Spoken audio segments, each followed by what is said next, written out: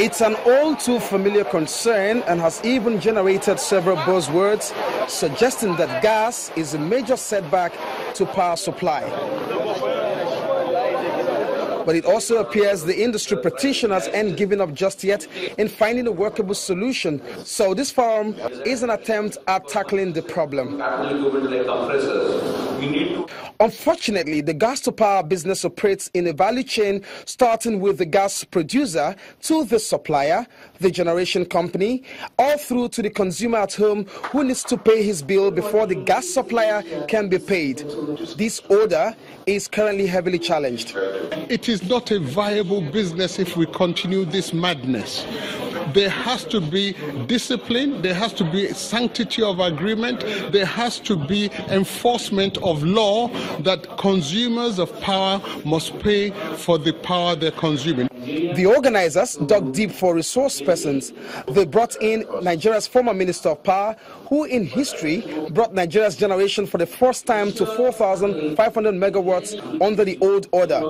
He profiled some solutions. We recognize that the business of power is something that government has to be sensitive about. But then we have to look at Africa.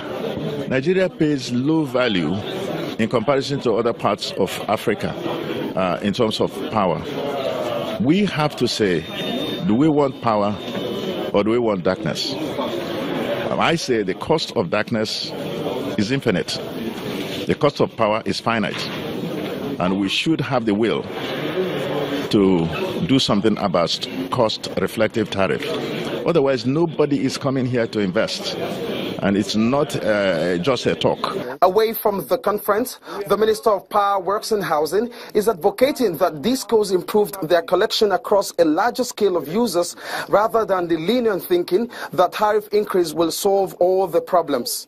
These were some of the things that should have been done pre-privatization. Every DISCO should know all of its customers. So, as I said, I'm not dismissing the argument that the tariff should go up. But there's the other side of the coin, is that are all of the people who are consuming the service paying for it? What if the consumer base just doubled to 12 million? Which is really possible, given the numbers we have seen in terms of even a disputed census then in 2006.